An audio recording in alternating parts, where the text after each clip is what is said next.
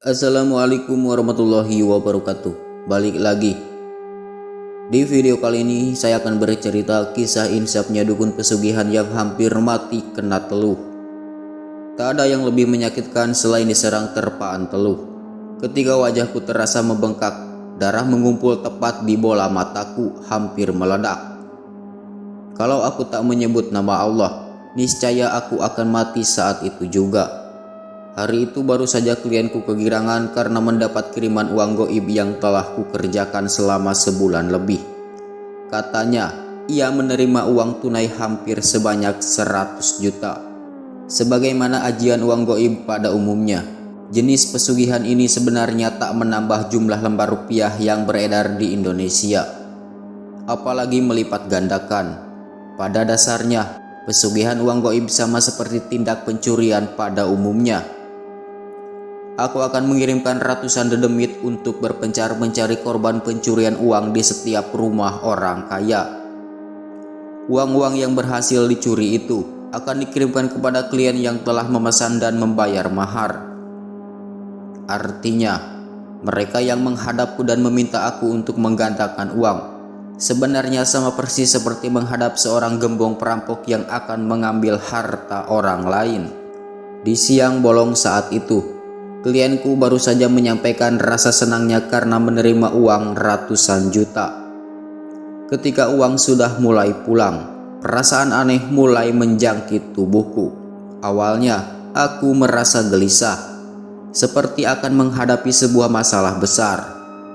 Aku terus merapalkan mantra-mantra ilmu hitam yang selama ini kupelajari untuk menghilangkan rasa gelisah itu. Namun bukannya menghilang, rasa gelisah itu justru meningkat menjadi rasa sakit. Pertama, wajahku terasa membengkak. Aku tak tahu apa yang sedang terjadi. Namun, aku benar-benar merasa seperti habis disengat pasukan lebah.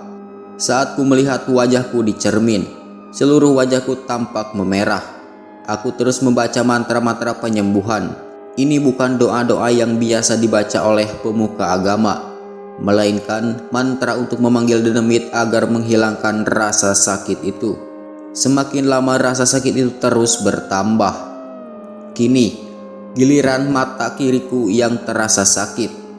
Kulihat di depan cermin, bola mata sebelah kiri tiba-tiba membengkak seperti ada gumpalan darah di dalamnya. Aku khawatir, aku yakin ini adalah kiriman santet dari seseorang.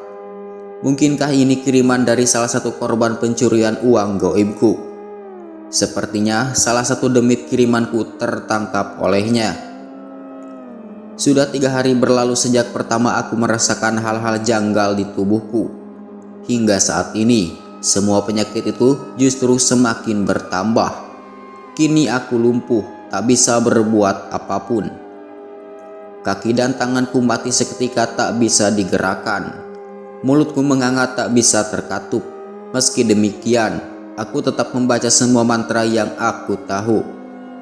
Aku terus mengirim semua demitku untuk mencari tahu siapa pelakunya.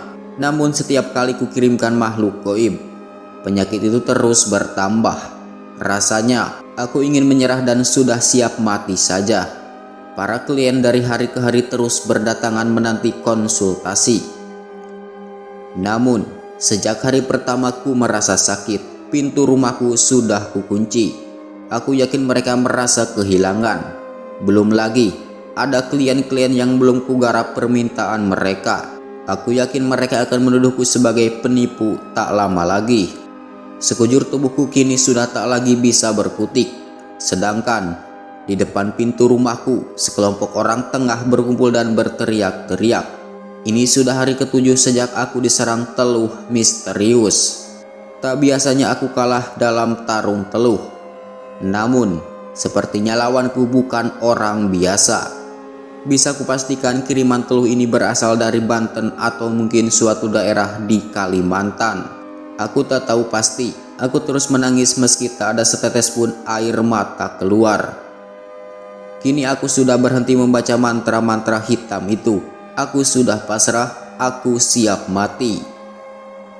Sedangkan gerombolan orang di depan terus meneriakiku sebagai penipu.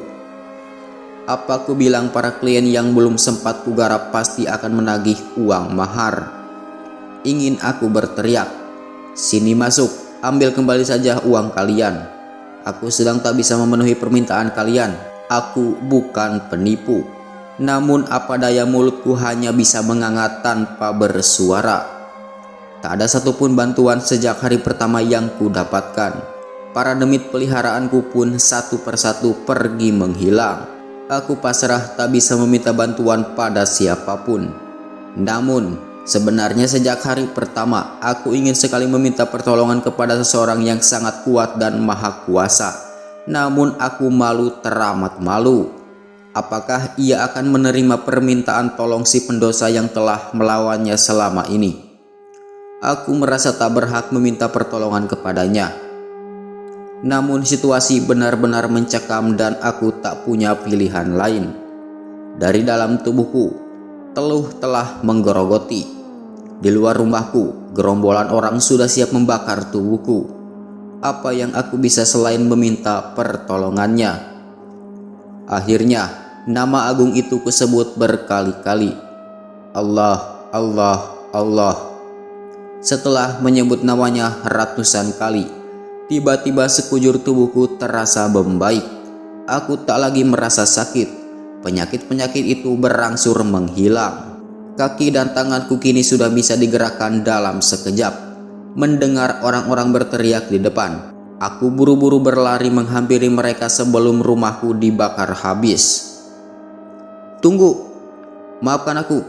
Selama seminggu ini aku diserang penyakit aneh kiriman orang. Maafkan aku. Mohon jangan bakar rumahku." "Bohong, cepat kembalikan uang kami atau kami bakar rumah beserta kau." Hari itu, ku kembalikan semua mahar mereka 2 kali lipat banyaknya.